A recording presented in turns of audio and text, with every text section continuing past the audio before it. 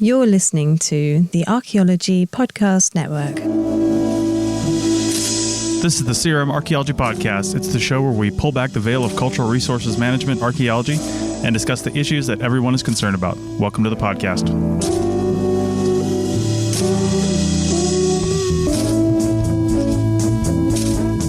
Hello, and welcome to the CRM Archaeology Podcast, episode 303. I'm your host, Heather McDaniel McDevitt, and joining me today is Bill in Northern California.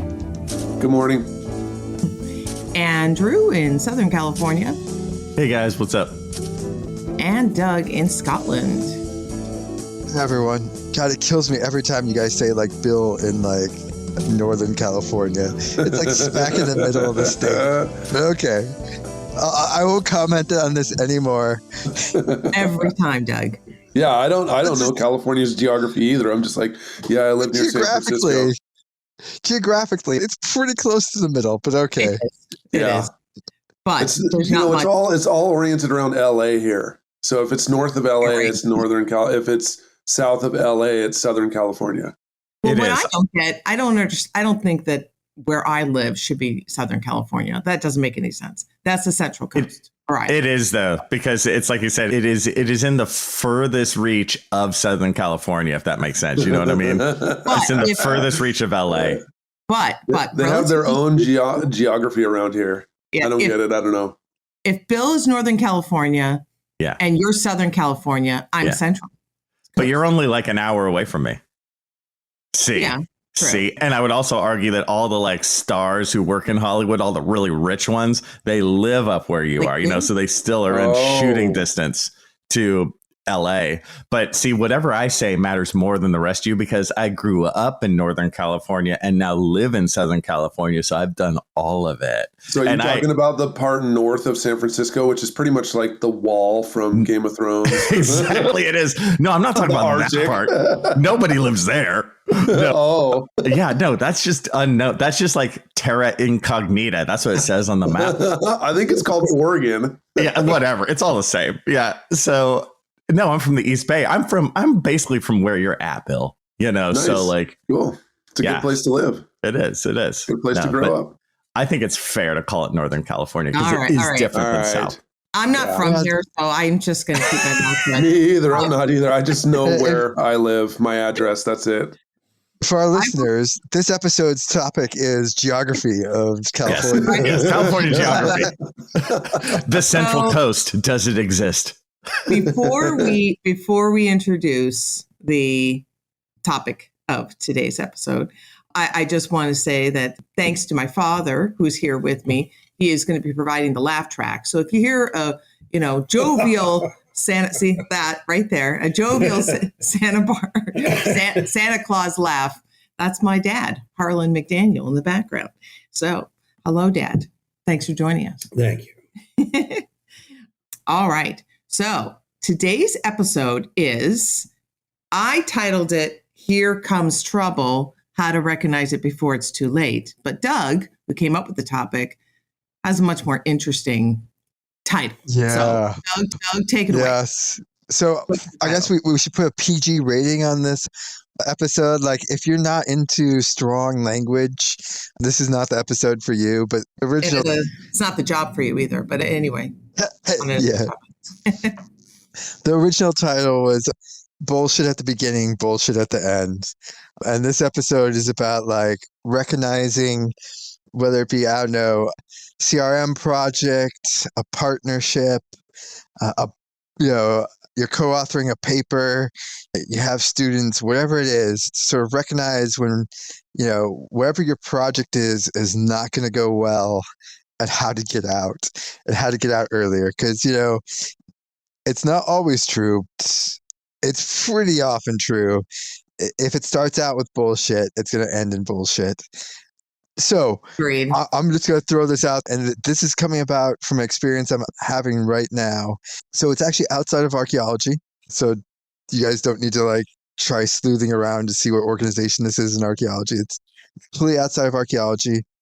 I'm helping manage what they're calling a digital transformation project. But really, it's about like redoing a website and a CRM.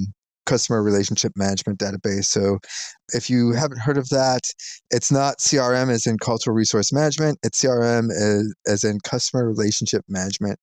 And that's basically the idea of, a lot of CRM companies, as in archaeology companies or cultural based ones, will have a CRM, customer relationship management database, which is basically a way of tracking, like, these have been our clients in the past, these are where we're getting in new clients, these are our contacts, here's all the specialists we have on list for pottery analysis, whatever it is. It's basically a little bit more advanced Rolodex that allows you to track and, potentially how advanced you get with it, do some really interesting things that can really help your business out. But have this project, went through a very extensive process of finding, a provider. We sent out like 15 requests for proposals from people, got back 13, 12, went through the whole process, did a bunch of interviews. I was somewhat lukewarm on them, but for other reasons on their proposal. We had a really tight deadline, so we needed to have like MVP, which is a minimum viable product, ready to go by January. That was always on our call for proposals. It was very clear what that date was, what we needed. Contracts took about an extra 4 weeks than we were expecting. So actually, we ended up sliding that back to the end of January, beginning of February. Project gets started, and like day after we signed the contract, it was just one of those things where you're like, oh no, this is not going to go well. Because obviously we signed this contract, not obviously, because no one actually knows this, but we signed the contract at the beginning of October. So, roughly 3 months, and then you have Christmas, which, this is being a UK project, you actually, 2 weeks out where no one does any work, as opposed to America where it's like half a day, maybe people take off if you're lucky. And so, very tight timeline. And basically it's gone. They're like, oh yeah, we should have the kickoff meeting. And they're like, October 29th. And I'm like, wait, what? 3 weeks after we signed the contract, and we've been talking about like basically starting the project right off the bat. And it's just been a comedy of errors that makes us sort of question, like, we physically met some of these people in person. We've met a bunch of people online. They are like a well-known company who've been around for, years. And so, like, we know it's not like a Nigerian prince scam, but man, at times it feels like it. And it's just been a comedy of errors. And we've gone through we have a process out in the contract about, dispute resolution. And we've gone senior managers went up to their chief operating officer. They made promises on delivery, and then 4:49 on the day they were meant to be delivering stuff, we get an email being like, yeah, it's not happening, guys. Maybe sometime this week. Followed by they delivered a plan on the Friday, and then Tuesday morning we get an email being like, yeah, so we gave you a plan and we're not going to stand by it. In fact, we're not going to do it at all. We're pushing the date back to June of next year. It's gotten bizarre. We've gone up to the next level, which is the CEO. So we had CEO to CEO meeting. Again, promises were made. We were supposed to have a new plan delivered to us this last Friday. And then it just got really weird where they refused to deliver us the plan because an email I had sent was too long, and they wanted me to recall it. And if you guys are thinking what the hell? That makes no sense. Yeah, join the club. If they had said that your monologue was too long, then maybe I'd understand it. I would too. I immediately. Yeah. Email? Yeah. So, love you, but I know. It's fair game, guys. Fair game.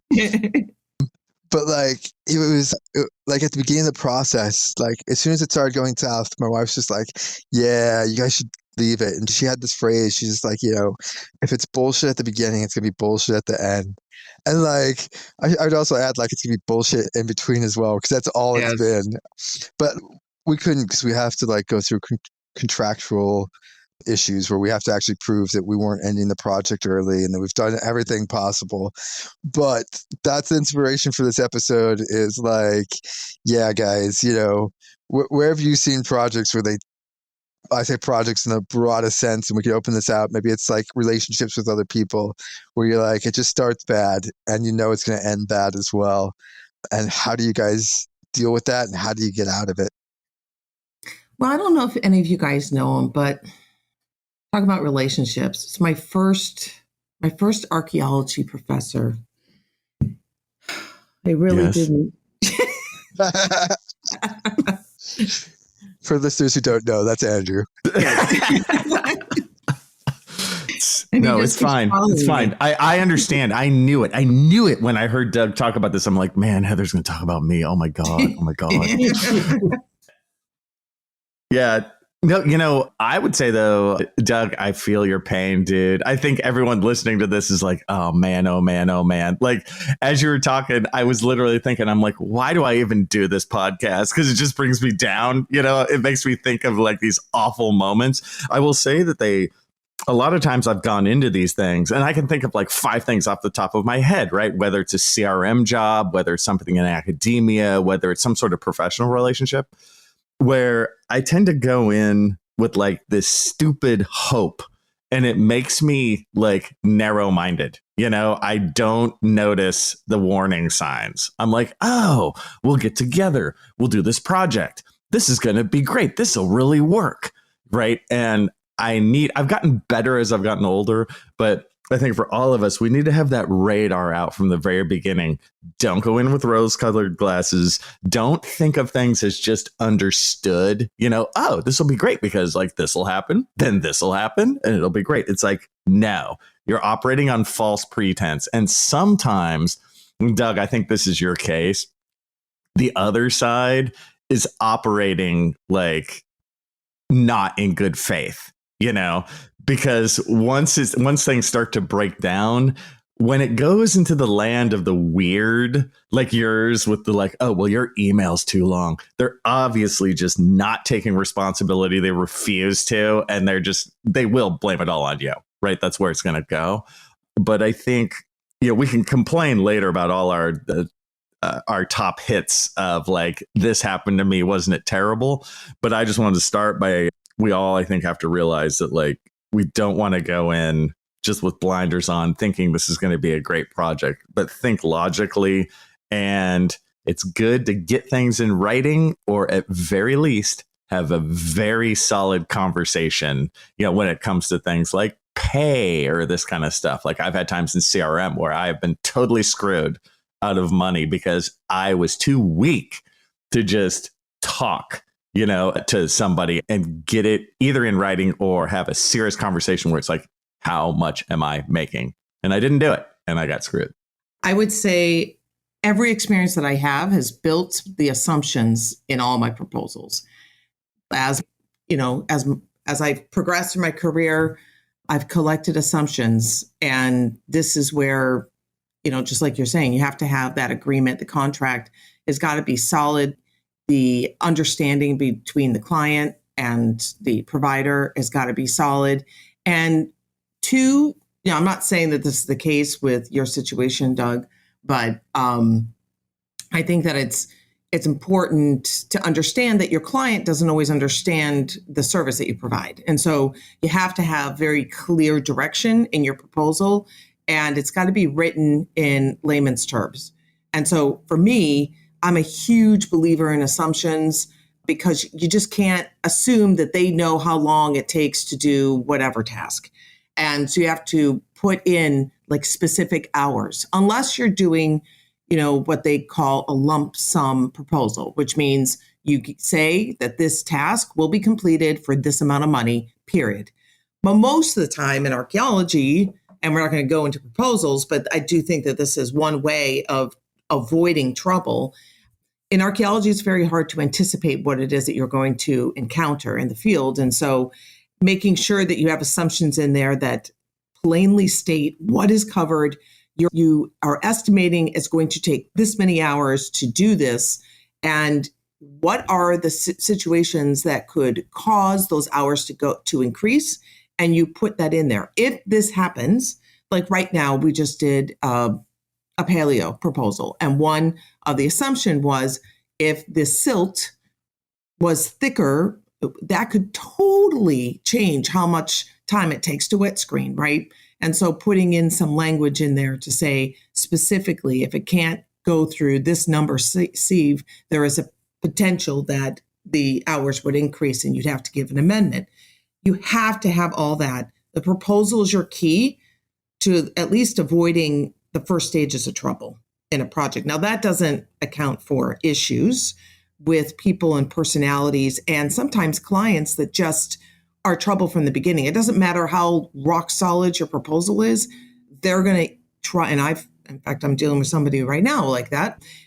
Their job is, they think, is to minimize their costs, even if it's unfair to you as the provider. So I think let's take this to the next segment. We can talk a little bit more about the details from other perspectives, from Bill and Andrew and myself. We'll be right back. Welcome back to CRM Archaeology Podcast, episode 303, segment 2. We're talking about how do you recognize trouble before it's too late and how do you react to it? We just talked, Doug shared an experience with us from more of a business side. And now let's get into Andrew and Bill and Doug. Let's get into the academic side. How do you recognize troubled students, troubled classes, troubled professors? Yeah. I can't wait to hear what Andrew has to say about this. But I guess I can kind of talk about professors. A couple of things to think about is some people, academia is like their entire form of existence. They actually have no level of reality besides just the university. And so they are willing to, flush all of their life down the tube just in service of academia.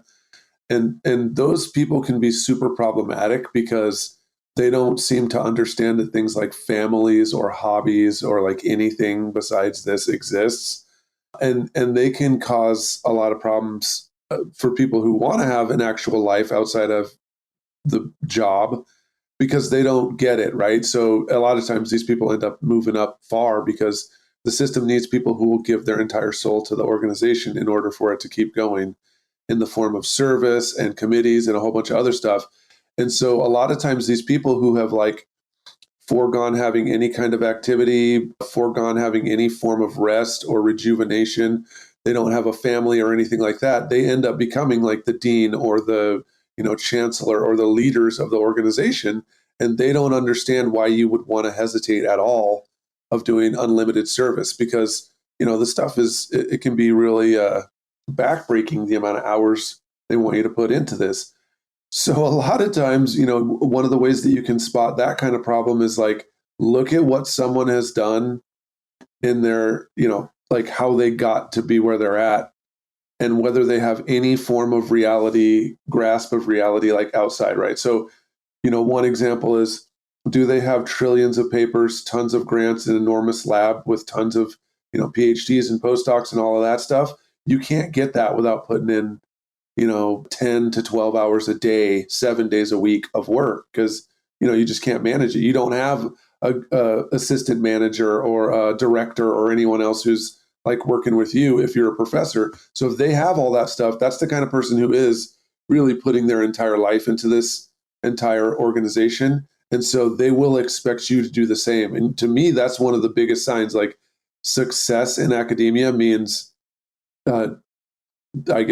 toxic overwork. And that's one of the signs, if you're asked to be on a group with someone like that, they don't understand that you would ever want to see your daughter's gymnastics, or that you would ever want to go fishing, any of those kind of things. Andrew, what are other signs that you can see in academia of whether this is going to be bad news or not?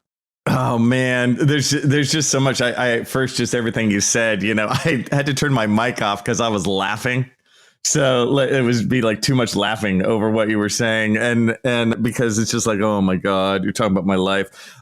And, I think those signs are correct. Totally. On the flip side, I think once you see those signs, and I think those are some of the biggest ones.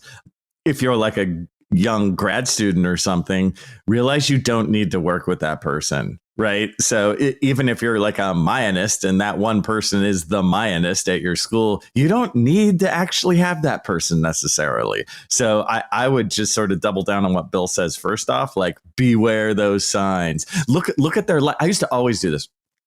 Look at their life. Do you want their life? And not all professors are like that. You know what I mean? Not all professors are like just like married to their lab. Other ones have marriages to actual people and kids and stuff. I remember because actually I worked with somebody at one point who's just like Bill, like who you're saying. I worked with somebody just like that. And I was like, this is so terrible. This is like so awful for human beings. And it really it almost washed me out of archaeology. But then I worked with another guy who was a total family man. He was totally cool. And I was like, oh my God, archaeology projects can be like this.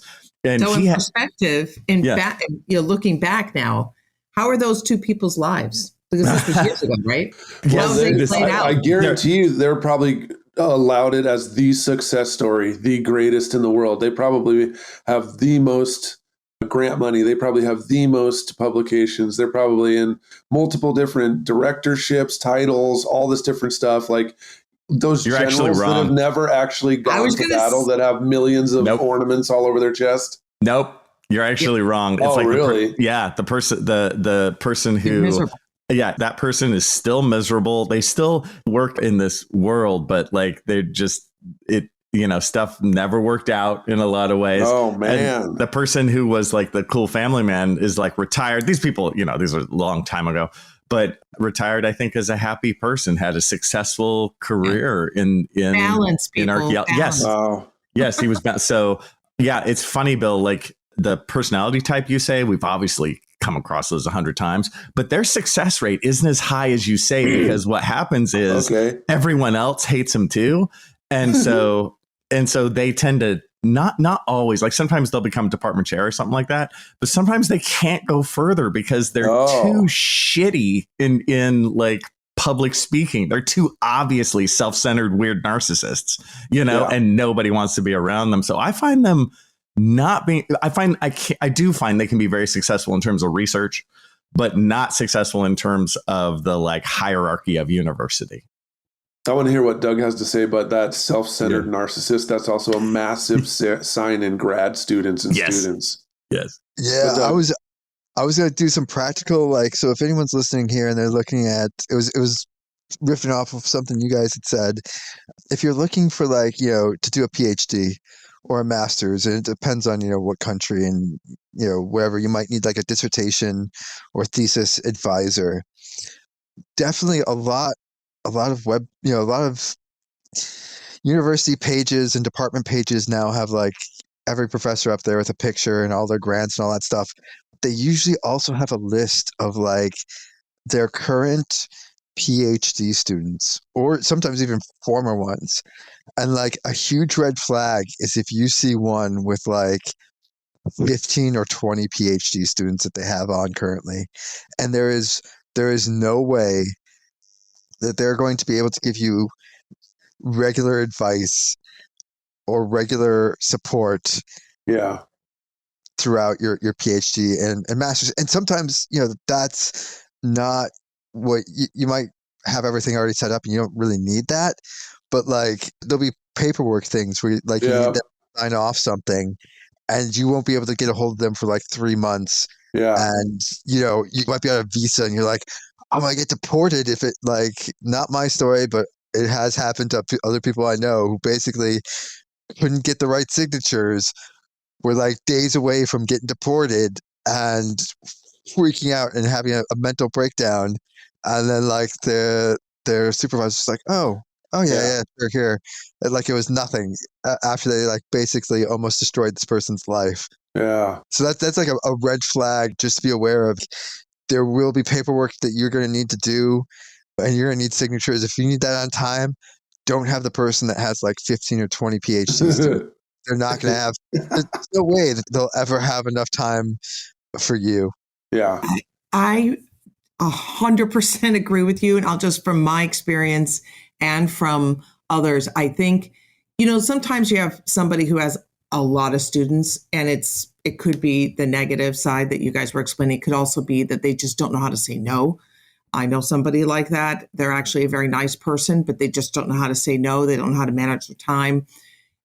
For me, I'm so glad somebody gave me some really good advice. I actually think it was you, Andrew, but Of course. to pick my chair for my committee wasn't even specifically able to help me on my thesis subject, but she was very organized and very bold and kept everybody on track. And so that allowed me to have a champion behind me that was going to help me keep moving forward, because I had a certain amount of time that I wanted to get it done. And I wasn't going to let people tell me, oh, well, it's sometimes it'll take you an extra year. I didn't have time. It was a single mom and I had to get a job and I had to get this degree. So if you're looking to make a committee, it's a combination behind the academics that can do something for you on this specific subject matter that's going to be helpful with you progressing your dissertation, your thesis, but you also have to select people for personality and for somebody that's actually going to champion you and can get you through that process. Because that's actually probably one of the most difficult parts of finishing up is actually finishing and having everything. Yeah. So, yeah, I think I remember that. I will say I am like the advisor whisperer, man. So like, I remember talking about that, and it is about that. I use words a lot when I talk about that, like cheerleader. You need a cheerleader. You need somebody who's going to, cheerlead for you. You need somebody who sees the world the same as you, So like, yeah, no, that's great. And it's going to keep you on track. I mean, I can't tell you how many times she'd say, Heather, keep that for the book that you write someday. Yeah. Yes. Well, yeah, but like on the other hand too, though, there's students that can just drink life like a vampire. They are all about them. Every single thing is only about them. They have no other thought in the universe besides just the one minute thing that they're studying for their graduate program. And I'm telling you, that is also a super bad sign if you're looking to hire someone. If you're looking to hire someone and the only thing they've ever done is just their master's thing, they never did anything else whatsoever, that is bad, because that shows, first of all, that they were only monolithically concentrated on one thing, but also they never actually learned any skills of anything else. So the only thing they can do is their tiny little thing that they did for their degree, and you all have to teach them every single thing. But the worst of all is the one who doesn't realize they don't know anything. So the student who went to an ultra school, who thinks that they're the finest on the planet because they went to this, high-ranking school, and they only focused purely on their only one thing ever. And then they show up and they're like, well, I went to the highest school and I've got a PhD. It's like, so what, man? You don't even know how to dig a shovel probe. I mean, I got raked years ago when I wrote a blog post about how field techs have to teach PhDs how to do CRM. There was a lot of people who were like, what are you talking about? Like, yeah, but PhDs, they know this higher learning. I'm like, bullshit. Sorry. They don't, because they don't actually learn or think when they think that they know everything already. And so that's another monumental problem. If you're an instructor, if you are another graduate student and you're working with someone who ever says the thing, well, I do, and then they talk about their tiny thing, I do Etruscan burials. It's like, oh, well, then that means that you actually have typecasted yourself to a point where you're not really an archaeologist anymore. You're just a one-trick pony specialist. But also by telling yourself that for 7 years or 5 years or however long, you're grinding it into your mind that you cannot do other things because all you do is Etruscan burials. And I'm just shaking my head like, you are limiting yourself so greatly. That's the kind of student that you should stay away from, because it's someone who's not willing to learn. Their brain is already so full, they can't learn anything else. So what's the use of spending any time? There is no such thing as mentoring that student, because the only thing they want to hear is the things that'll help them get the one tiny thing that they're trying to do in their life. So, what's the use, right? Like that's kind of a spent cause. Why invest any time or effort into someone who thinks they know everything already? Like just go ahead and let them go out there and be the specialist of Etruscan burials. And sorry if there is someone listening who is a specialist in Etruscan burials. I hope you learn how to dig a shovel probe, dude. You need to learn a shovel probe, and you need to learn how to use something besides just your phone to navigate. I had a student just like that, dude, who assured me they knew how to run a transit, and I was like, oh, okay, and we ended up wasting 2 weeks of work on incorrect transit points because this frickin' fool wouldn't admit that they didn't know how to run a transit. Why am I part of this podcast? I was going to say, as far as I am along, I always go in like listening. Because you never know. Yeah. First of all, you want to know how much the other person who's teaching you knows, right? That was what I always wanted to know, how much my teachers knew. But then on the other hand, like you want to learn the thing that you don't know yet that they can tell you, right? So always go in as a learner, as a beginner with everything. That kind of person is always going to grow, and they're also able to help in a lot of different ways. And they'll be better off in the long run because they've spent their life learning rather than thinking that they were the expert in anything. Yep. Well, it's a good place to stop this segment, and we'll be right back with our third segment. Well, welcome back to our third segment of CRM Archaeology Podcast, episode 303. That transition was like the smoothest transition ever. There's a little story behind that for our listeners. Chris basically threatened us because our last podcast went so long. So he's beaten it into us. We need to, control ourselves, I guess. So anyway, Doug, you have something to add about committees. Yeah, well, I was just thinking about like with the last thing Bill and Andrew were talking about, and then just the people who like take on too much. Actually, I think, Heather, you talked about that as well. The very nice person who ends up taking on too much because they can't say no.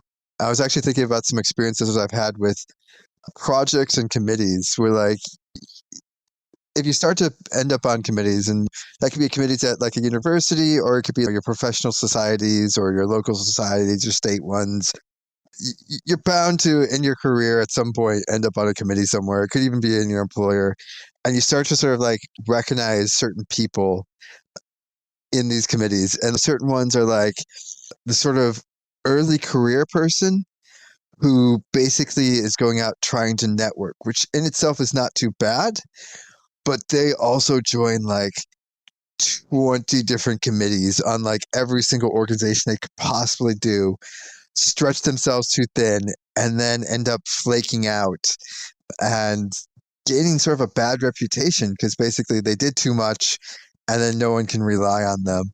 But you also see this sort of like, again, with some like senior people as well who can't say no. I'll keep this incredibly vague, but yeah, there was a sort of a project overview committee for a project I worked on, and the head person was also on like a lot of other committees, both in that organization, at the state level, they plus a job, a very demanding job. Basically, the project, we ended up going, like we blew past the deadline by over a year because we'd submitted a draft and they just never had any time to review it. And so, yeah, it's recognizing when that's going to happen and thinking, yeah, again, it's looking at those people and just looking at, even asking those sort of like friendly questions like, oh, hey, Charles, how many committees are you on? Other committees are you on? Just vaguely getting that out and then making plans about like, if this person's going to be too busy, make sure they don't have some sort of critical task that is like going to hold everyone else up. Make sure that, wherever they assign a task, you have a backup for someone else who can also do it, or, there's someone else that you could go to get a sign off on something. Because yeah, that happens a lot is you get people who are just overextended and they're not bad people, but they don't have the ability to commit to everything and they're going to flake on you. Yeah, that's also, folks out there there's a ton of work that needs to be done in archaeology, but I think that committee a lot of times is like the absolute least efficient and worthwhile way to get it done. I think that having like a task oriented, ad hoc group, or, I guess it's called a committee, but you have, 9 months to do the task of write an e-zine, or, create an advertisement, or, do a survey, that it's just one task and then it disbands immediately in 9 months when the thing is over. Like, that's the only way that you can actually get stuff done. Because a lot of people, especially in academia, we get credit for service in quotation marks, but sitting around and mulling over stuff for like 9, 10 months, a year, and just sitting in standing meetings and just sending, emails and G-chat texts to each other, like that counts. So just sitting around not actually doing a thing is the service. And be really mindful about how much time you spend. I've also seen it too at like archaeology organizations too. They're subcommittee on this and their committee on that, right? Like nothing ever actually gets done whatsoever in those committees, but people stay on them for years as the director, the leader, all this other stuff. And they don't even come up with like an email list. It's just like people sitting around at the annual meeting saying they're part of the so-and-so committee, and nothing ever happens. So don't spend your time on stuff that doesn't get stuff done unless you just need that for service. Then great. But also, like Doug was saying, a lot of people are on these do nothing committees that just spend a lot of times drafting reports that never get published or finalized, or, meandering around doing nothing, but that sucks up the time from the real work. Exactly. I was going to say the same thing. The one thing, like if you're trying to make a decision about whether or not to get involved, because you're going to be, I'm not a yes, I'm a people pleaser, right? And somebody offers me, says, hey, we'd love to have you a part of this or that. And it's hard because I want to say yes, because I want to say yes to them. But you have to look at the big picture. You have to look at what is your highest and best use. And you really have to look at what are you doing now, but what is the potential of what you could be doing in the future? What are your goals? Those are things that are important for you to understand, to actually write down your goals and see, is this opportunity that somebody's presenting to me in line with my goals? Are they going to help promote the goals that I have at hand? And that's not being selfish. That's just being strategic and making sure that you're at your highest and best use. And a lot of times people end up on a bunch, either on purpose or not. They end up on a lot of these types of committees, where you want to call them committees or action teams or whatever you call them in business. And the more that you're on these committees, the less you are actually allowing yourself to build practical experience in order to be helpful on these committees. If you only end up being in a position where you're just talking about making things better, you don't know how to actually practically make things better because you are not actually doing the work. And that work is really important to informing a committee. Informing, not forming, but to give information, data to a committee. If you are not actively working in that area, you're not going to have enough information to really be helpful on a committee and move and progress things forward. So, yeah. So, the possible title of this podcast, if Chris doesn't take it down, is, bullshit at the beginning, bullshit at the end. But I would like to throw out there that, like, that's not always the case. I mean, I was on a project that went sideways to start. Client was supposed to provide the JCB, backhoe. We were supposed to be there.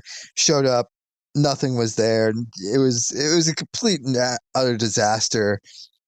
But then we had a meeting. We sat down, and they owned up to it. They're like, "Yeah, you know what? A lot's going on. We dropped the ball. It won't happen again." And you know what? It didn't happen again. I think you do have to make room for like honest mistakes. Like, just because something starts off bad doesn't necessarily mean it's going to be bad if it's sort of like honest mistakes. That being said, I think a real red flag is definitely when it starts off and it is on purpose. A couple of years ago, well, actually more than a decade ago, like I worked for an art gallery, and again, it was one of those bullshit at the beginning, bullshit at the end. I knew they were going to screw me out of my last paycheck. I eventually did get paid because, in the UK, they have a labor board where you can take employers before a tribunal and, that stuff. So I could threaten them and eventually get them to pay me my last paycheck. But I knew it was going to go wrong, not because of, they'd done that. I'd seen that we'd started bad, but because I'd seen how they treated other people. So like there'd be like artists calling in being like, oh, why haven't I been paid for you? You sold it like months ago. Why haven't I been paid? And they basically make up bullshit excuses. And it was seeing how they treated other people, just knowing that like that's gonna, that was a red flag. It wasn't an honest mistake. It was something that they were going out to choose. I mean, like eventually I kept sort of like vague track of them. And after a couple of years, they committed a massive fraud, sold the gallery to someone, and then left a bunch of debts and took artwork and all that stuff, and left for France and set up their own Airbnb, their own B&B, and criminals. Unfortunately, didn't have a bad ending to their story, or at least yet. But it was just one of those things where you saw it and you knew it was happening. But you can kind of see it, if you go onto any of the sort of Facebook groups. I think sometimes people don't give enough credit to like CRM companies. Like stuff happens, like they'll be like, "Oh, I didn't get paid," and you're like, "Yeah, man, you started on Wednesday, and pay was on Friday." That's a really quick turnaround for like a small company to like suddenly do all the paperwork and get it out. But there are other red flags where like you see it and they're like, "Oh, we'll reimburse you for all the per diem and your hotel and everything after that, after like 3 months of the project." And you're like, "Ooh, man, that sounds very scammy." And it just happens. If you guys got other ones where previous employers or other ones you've seen, you're like, "Yeah, man, that's not going to be a good working situation." Yeah, I think that, from a CRM perspective, there's some things that, and you'll learn the more that you work in this business, that there are some things that are really hard to control from a business perspective. And, one thing is, and it's real simple and you'd think that everybody would know it, but when an employer tells you, okay, we have a project, we're trying to bring you on board so that you can, let's say, monitor or do a data recovery, and we're shooting for January, and January comes along and it doesn't happen. And, I still see people on Facebook or other social media platforms that are saying, blaming the company for that. And it sounds like a empty excuse, but, I have these conversations with people all the time. It's uncomfortable for me, but there are, as far as the start of a project, there's a lot that a CRM company cannot control. And you still have to put people in place. And so, from the CRM perspective, from the manager's perspective, you have to be open and say, listen, we're anticipating it starting in January, but you have to allow them and say, listen, if something else comes along, it comes along for you. And you have to just kind of play it, the hand that's dealt to you, because first of all, I wouldn't expect anybody to be sitting around waiting, because how many projects have we said it's going to start in January? It doesn't end up starting until March, and it's completely out of your hands. And meanwhile, this person could have been making money on another project. And so I never, I will always make sure that they understand, if you have something, a bird in the hand, go for it. But, to me, as a worker, definitely understand there are some areas that are out of the control of the company themselves, and don't let that taint your idea of that company. And if you're working for a larger company, usually they can put you on another project. And so that's the nice thing of working for a larger company. But small companies, they don't always have that ability to do that. I would just add, like, in terms of, if you're in a bad situation like this, whether you're working for a crappy company or dealing with something like just a really bad situation, or even on the flip side, if you have to fire somebody or any of these, I just have to do a little commercial for the simple bullet point list. Don't make it like 10 things, make it like 3 things. And I really would say to write them down, right? Here's 3 things that need to happen in order for this person to not be fired. Here's 3 things that need to happen for me to stay on this project, right? It helps you just organize it in your head, and they should be really reasonable. And what you'll find is, if you're in a bad situation, almost immediately, like, 2 of those 3 things won't be done. And then then you feel better. You're like, okay, it's okay if I like pull the ripcord on this and get out of here. Oh yeah, man, like 100% that. And also, if possible, those 3 things, put them in writing.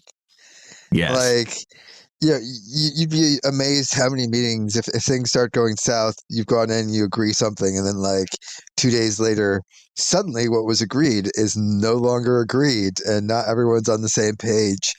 And God forbid, like, hopefully most people are never going to have to go through this. You're going to get out okay. But like, if you actually have to get lawyers involved in a bad situation, your lawyer is going to just love you if you have stuff in writing. Memorialize everything.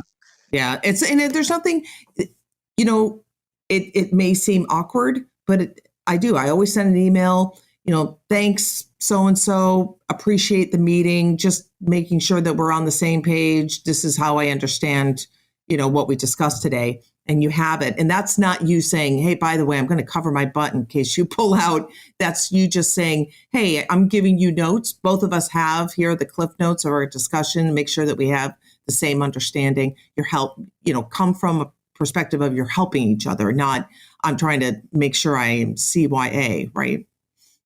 And if everything's going well, it's almost going to be a race to see who gets that in first. Like, I have that happen. People send it in. You're like, yeah, that's cool. That's exactly what we agreed to.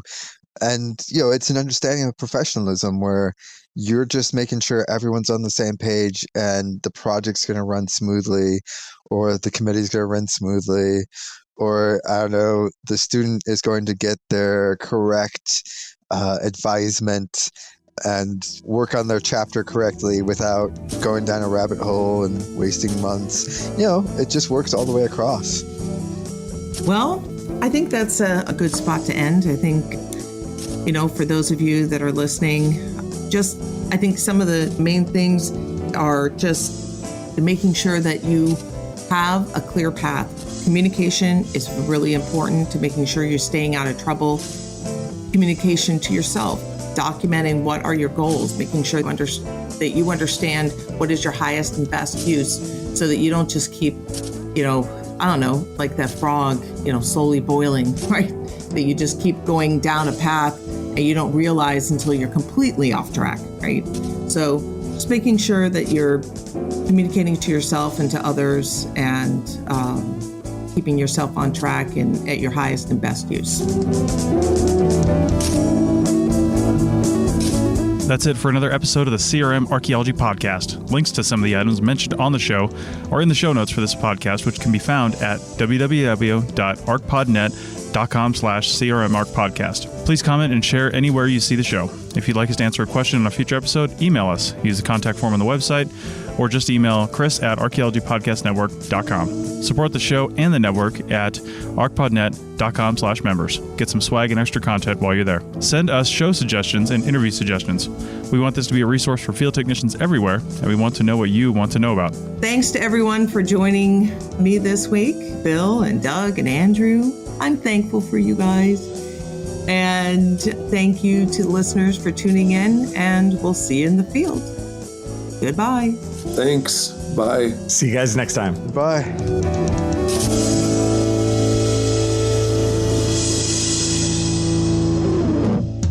The Archaeology Podcast Network is 10 years old this year.